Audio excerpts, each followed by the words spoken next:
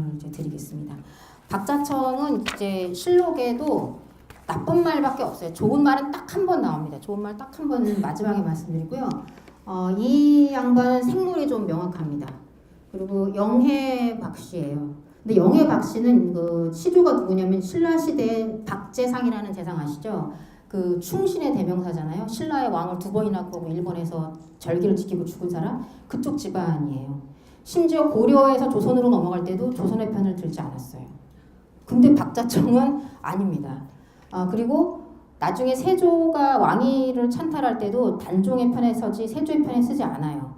근데 하여튼 박자청은 자기 쪽보다는 자기 외척이었던 그 황희석 집안하고 더 친했던 것 같아요. 황희석 집안의 가인 출신인데 황희석이 이제 그 태조가 위화도 회군할 때부터 충성했던 그 사람이거든요. 그러니까 2등 그 공신입니다.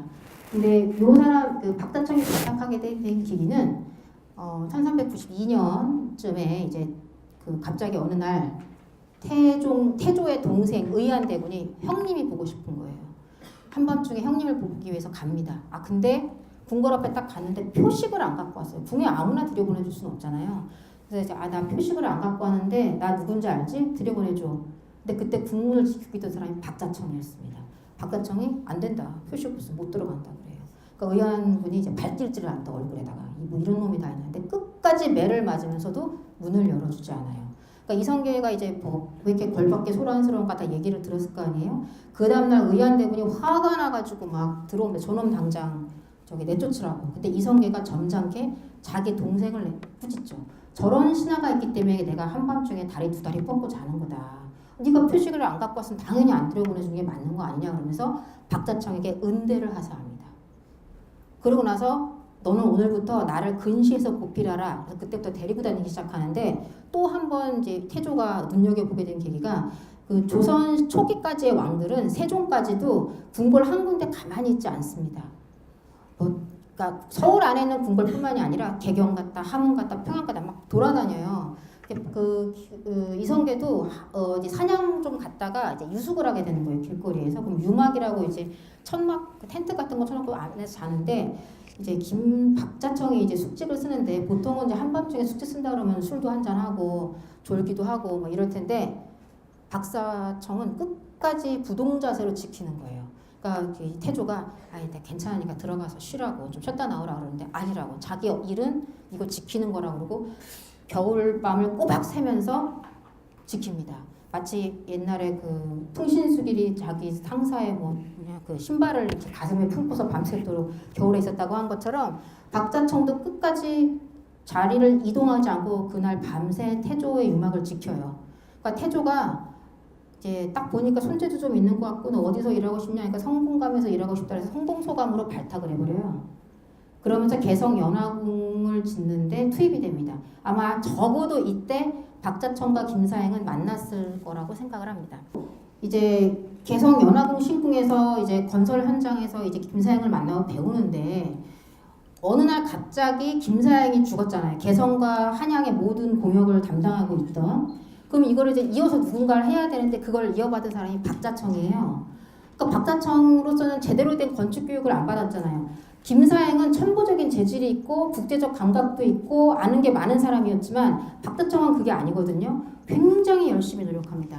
지금 옆에 정현릉은 하고 정릉 2개는 이제 김사행이 지은 거고 이 권원릉은 태조의 그 구리에 있는 태조의 능인데 요거는 박자청이 지은 겁니다. 거의 비슷하죠. 특히 병풍석에 있는 그 조각은 오히려 조금 더 단순해졌습니다. 거의 비슷하게 다 따라가게 됩니다. 뿐만 아니라 문묘를 건설하고 나서 태종이 박자청을 그 공조판서에 임명을 하거든요. 근데 이 문묘 태종 7년에 박자청의 문묘를 보고 변계량이라는 사람이 문묘기문이라는 걸 지었는데 거기 보면 박자청의 문묘에 대해서는 그냥 4개월 만에 낙성이 됐고 예전 것보다 더 좋다 이렇게만 돼 있어요. 그러면서 어떤 설명을 굉장히 많이 하냐면 태조 7년에 김사행이 지은 문묘에 대한 설명을 굉장히 많이 합니다. 근데 김사행의 김자도 거기 안 나와요. 김사행을 언급할 수가 없죠. 간신으로 몰려 죽었으니까 거기에 말하기를 한 가지도 완비되지 않은 것이 없었다. 집의 규모는 크고 시원하게 트였고 얽고 쌓은 것은 견고하고 치밀하다. 무릇 크고 작은 건물이 칸수로 계산하면 96칸이나 된다. 그래서 거의 아주 극찬을 하죠. 정말 없는 게 없이 다 있다. 그러면서 이제 박사청의 문묘에 대해서는 그냥 이렇게 4개월만 낙성되는데 전에 거보다 더 좋았다. 근데 규모를 보시면은 이 옆에 박자청의 문묘는 김상의 문묘를 그대로 다 그 위치에다 그대로 짓고요. 약간 부엌을 옆에 오른쪽에 부엌 칸을 좀 새로 짓고 중문 2개 세운 게 다예요. 제가 실록에서 이방원과 박자청을 읽으면서 느낀 건 세상에 이런 만남도 있나, 이런 인연도 있나. 박자청에 대한 이방원의 그 신뢰와 믿음은 역대 누구의 타의 추종을 불허합니다. 이 사람이 창덕궁 공용을 해서 또 하고 이제 문묘 감역하면서 공적 판서까지 되는데 이제 건축하고 관계없이 예를 들면은 그 태종이 재위 기간 중에 4번 선의 파동을 일으켜. 나 왕 안 한다고. 근데 그 중에 태종 9년의 선의 파동은 이때 선의를 일으키고서 자기의 매제 민무질 형제를 죽이거든요. 이때 이제 왕 나 안 할래 하고 이제 있으면서 한밤중에 박자청을 부릅니다. 그러면서 넌 삼군무 진무서 상진무라고 하는 벼슬을 내리면서 패를 줘요. 무슨 일이 생기면 넌 즉시 모든 군대를 동원해서 나를 지켜라. 그러니까 그 당시에 이제 공역을 한다는 거는 사람들을 모집할 수 있는 권한이 있는 거고 군인들을 시켜서 일을 시킬 수 있는 권한이 있는 거잖아요. 그러니까 박자청한테 군권이 있었다는 거거든요. 근데 그 핵심적인 군권, 자기의 생명을 맡길 수 있는 군권까지도 박자청한테 주는 거예요. 그리고서 그 박자청의 실록에 나오는 기록은 132번이 나오지만 전부 탄핵 복귀가 대부분입니다. 모든 공역에 다 그럴 때 예를 들어서 모하루 건설 공사할 때를 잠깐 얘기해 드릴게요. 모하루 건설 공사할 때만 4번을 탄핵을 당했는데 그 중에 첫 번째 탄핵은 이거는 암행이었어요. 사헌부에서 탄핵을 하는데 사헌부 관리 둘이 이제 암행을 하고 있다가 윤린이라고 하는 관원이 있습니다. 그 밑에 불러가지고 홍리였나? 그 불러가지고 야, 거기 뭐하러 니네 연못 파는데 연못의 크기가 어떻게 되냐? 그러니까 연못 가로 얼마 세로 얼마입니다. 물을 나오냐? 그랬더니 보시는 거랑 똑같잖아요. 그래요. 물이 안 나오고 있었거든요. 그랬더니 아싸 하고서 가서 이제 개를 올리죠. 태종이 그 박자청이 엉뚱한 데 땅을 파고서 열흘이 지나도록 연못에 물이 안 나온다. 그리고 이제 그 밑에 그 얘기한 사람이 박자청한테 가서 사헌부 해드린 것 같은데 이상한 거 물어보러 갔다. 그러니까 박자청은 즉시 태종한테 갑니다. 이런 거 물어볼 것 같다는데요. 그렇게 얘기해. 사헌부 같다는데요. 그러니까 태종이 그래? 알았어. 그러고 있다가 아니나 다를까 사헌부에서 걔가 올라오죠. 박자청이 이러이러하게 그 돈 낭비하고 인력 낭비하고 있다. 태종이 불같이 화를 내면서 그 사헌부 관원 2명 잡아와 포박을 해서 모하루 건설공사 현장에 무릎 꿇려서 앉힙니다. 물 나오나 안 나오나 니네 여기서 봐. 일주일 뒤에 물이 나옵니다. 그러면서 봐. 물 나오는데 왜 니네 안 나온다 그래. 이 모하루가 어디냐면 여러분 그 서대문 독립공원이 있는 데 있잖아요. 독립문 있고 한데 그러니까 인왕산 밑자락 안반층이에요. 그러니까 쉽게 땅을 팔 수 있는 데는 아니었거든요. 그러니까 그걸 못 기다리고 물이 안 나온다고 이제 막 그랬던 거죠. 그랬더니 이제 사헌부에서 난리가 나죠. 아니 사헌부 사관원은 원래 입으로 일을 하는 데인데 그거를 했다고 그렇게 하시면 누가 앞으로 나쁜 일을 나쁘겠다고 말을 올리겠습니까? 그러면 안 됩니다 하고 매일매일 돌아가면서 상서를 올려요. 그러니까 태종이 그럽니다. 그래? 이제 나쁜 일 나쁘다고 해야지. 근데 너네들이 올린 게 공사 잘못했다고 올린 거잖아. 근데 공사 잘못 안 됐지. 그럼 니들도 잘못 조사했잖아. 그럼 니들도 벌 받아야 될 거 아니야? 니들 벌 받아. 나는 용서 못 해줘. 끝까지 용서 안 해줍니다. 그런 식으로 계속 그 다음에는 사관원에서 그 다음에 또 대관에서 막 이런 식으로 마지막 탄핵은 사실 세종대왕 때문에 탄핵당할 뻔한 건데 이때는 이제 태종이 이게 세종 때문에 일어났다는 걸 알고 슬며시 무모하면서 그냥 넘어갑니다. 그러니까 이런 식으로 탄핵 복귀인데 예를 들면 이런 식이에요. 탄핵을 딱 해요. 그럼 태종도 10번에 한 번은 들어줘야 되잖아요. 알았어. 탄핵시킬게. 그리고 박자청을 살 불러서 집에 가서 좀 쉬고 있어. 그럽니다. 일주일 만에 다시 부릅니다. 더 높은 벼슬을 줘서. 그럼 신하들이 이제 탄핵시켰던 사람들이 놀라죠. 아니 영원히 쉬라고 보냈더니 벼슬을 더 높여서 오는 거예요. 이런 식으로 공적판서까지 올라가는 겁니다. 근데도 신하들이 끝까지 탄핵 상소를 마지막까지 계속 올립니다. 박자청이 공조판서를 2번이나 역임을 하는데요. 공조판서를 역임하면서 했던 이제 뛰어난 건축적 성과 중에 하나가 바로 개천의 장랑공사입니다. 여러분들 그 청계천 아시죠? 청계천을 처음으로 만든 사람이 박자청과 저기 태종 이방원이에요. 그러니까 서울로 한도를 수도로 옮겨서 김사양이 여러 가지 지었지만 물론 김사양 어르신이 조금 더 오래 사셨다면 더 달라졌을 수도 있을 텐데 정치적인 중심지는 됐지만 서울이 사람들이 서울로 안 모여요. 심지어는 신동왕후 광비도 죽을 때 개경에 가서 죽었어요. 여기 서울에서 안 죽고. 그러니까 다 개경 서울 왔다 갔다 하고 눈치 보는 거예요. 그러니까 집 다 본 집은 다 본가가 서울 개경에 있으면서 와서 그냥 잠만 자고 가는 이런 식이고, 그러니까 사람이 안 모이고 잘 안 되다 보니까 개경에 있는 경제권을 끌어올 수 있는 방법은 시장을 일로 끌어오는 수밖에 없잖아요. 개천을 파고 개천 주위에 중층의 장랑들을 쫙 일렬로 세웁니다. 여기 지도에 보시면 여기 요 사이에 이렇게 있는 장랑들, 여기 개천 위에 이렇게 해가지고 여기 가로 방향으로 있는 건물들이 그때 박자청 때 세워놓은 장랑입니다. 이게 한 번에 된 게 아니라 이번엔 여기까지, 이번엔 도남부터 여기까지, 이번엔 여기부터 남대문 어디까지 이렇게 구간 나눠가지고 공사를 하게 됩니다. 이게 이제 물론 이 와중에도 여러 번 탄핵 복귀가 일어납니다. 심지어는 박자청이 술을 먹고 한 말 때문에 탄핵해야 된다는 얘기도 나와요. 박자청이 하루는 술을 먹고서 장랑인 공사를 전부를 다 본인이 주관해서 하지만 구간별로 책임자를 임명해야 될 거 아니에요. 이 사람이 술을 먹고 막 이렇게 화가 나서 얘기해요. 아니 구간 임명할 사람 필요해서 달라 그랬더니 어디서 유자들만 왔다. 건설의 건자도 모르는 사람들이 와가지고 지금 이거 일을 하고 있으니 내가 일을 도대체 되겠냐 이런 말을 술자리에서 해요. 그랬더니 이제 그거 갖고 능멸하고 모욕했다 해가지고 또 막 올려요. 그러니까 태종이 야, 술 먹고 한 일 갖고는 그런 거 아니다. 이러면서 이제 보내버리게 되죠. 이런 여러 가지 일들이 있습니다. 그러나 이런 박자청도 이제 역사의 뒤안길로 이제 사라지게 되죠. 흔히 많이 제가 박자청 이렇게 쳐보니까 뭐 여러 가지 에피소드들 중에 하나 박자청이 창덕궁 인정전 행랑을 잘못해서 잘렸다라고 얘기되어 있는데 제가 실록을 하루하루 매일 하루하루치를 매일 본 입장에서는 그렇지는 않습니다. 이거는 그 앞뒤의 내용을 보면은 박자청 때문에 화가 나는 게 아니에요. 박자청이 이미 한 달 전하고 보름 전에 2번이나 상을 받습니다. 창덕궁 공사 잘했다고. 근데 갑자기 그런데 인정전 행랑이 왜 이렇게 삐뚤어진 거를 태종이 몰랐을까요?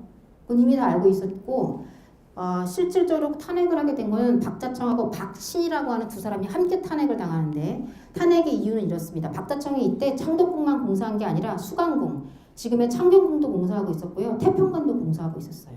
그리고 틈틈이 태종이 시키는 이궁 공사들도 막 하고 있었어요. 그러니까 몸이 정말 10개라도 부족할 텐데 수강궁을 공사하던 사람 중에 한 명이 부실 공사를 했어요. 기둥이 무너졌어요. 그러니까 사람들이 이제 박자청을 물고 늘어지는 거죠. 그 다음에 창덕궁 공사 여기 행각하던 사람 중에 윤린하고 신보안이라고 한 두 사람이 있는데 이 두 사람이 약간 박자청한테 충성 경쟁을 벌였던 것 같아요. 윤린은 신보안이 목재 빼먹었다라고 고발을 해버리고 신보안은 아니다, 윤린이 목재를 몰래 뒤로 빼돌린다라고 고발을 하게 돼요. 근데 이때 박신과 박자청이 둘 다 제조였거든요. 윤린의 말이 맞는 것 같다고 신보안을 하옥시켜버려요. 그러니까 신보안이 이제 막 너무 억울하다고 하면서 막 여기저기 얘기했겠죠. 그러니까 이때다 하고 박자청을 몰아내고 싶었던 사람은 신보안의 말을 듣고서 여러 가지를 몰아가지고 한꺼번에 이제 박자청에 탄핵을 올리는 거예요. 박자청은 이것도 잘못됐고 저것도 잘못됐고 이것도 잘못됐다. 지금 부실이 한두 군데가 아닌 것 같다고 막 얘기하니까 세종이 알았다고. 그러면은 귀양 어디로 보낼까? 수원으로 보내자. 그래 알았다. 수원으로 보내자라고 해놓고서 교서 반포를 하지 않아요. 왜? 아버지의 재가를 받아야 되니까. 근데 아버지가 언제 돌아올 줄 모르잖아요. 그러니까 알았어, 수원으로 귀양 보낼게라고 하고 대신들을 잠잠하게 해놓고 이제 박자청은 그러고서 이제 나 수원 귀양 가나보다 하고 있었겠죠. 한 보름 있다가 태종이 돌아옵니다. 이제 보고해야죠. 그동안 이런 일이 있어서요. 이렇게 됐어요. 했더니 태종이 그래? 박씨는 귀양 보내고 박자청도 귀양 보내. 수원으로. 대신에 내가 며칠 때 다시 부를 거야. 이 말은 귀양을 보내라는 얘기인가요? 보내지 말라는 얘기인가요? 나 며칠 있다 내가 부를 건데 그럼 귀양 보내. 귀양 안 가요. 짐 싸다가 박자청은 그냥 있습니다. 그러고서 그 이후에 여러 가지 이군과 여러 가지 공사들을 계속 태종이 죽을 때까지 계속 하는 거예요.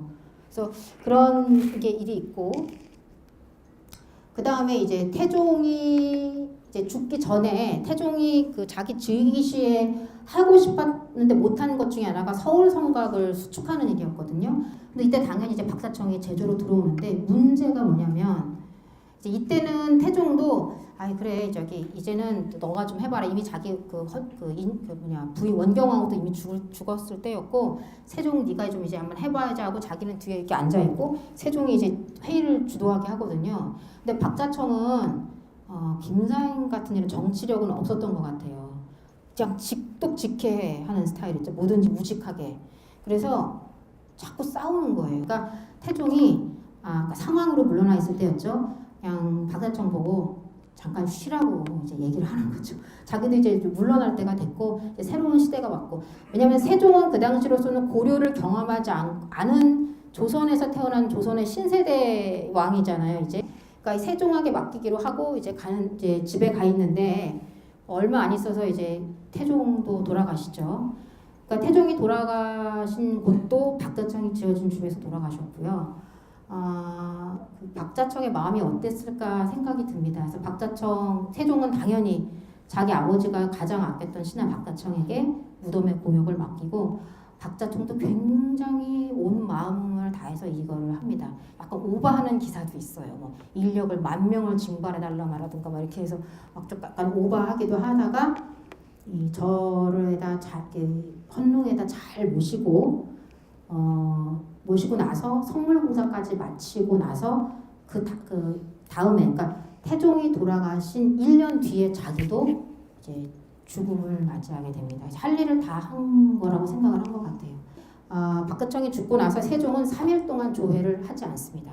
그리고 박자청의 장례는 국가에서 지내줘라. 그래서 종이와 시호를 익위라고 하는 시호를 내리죠.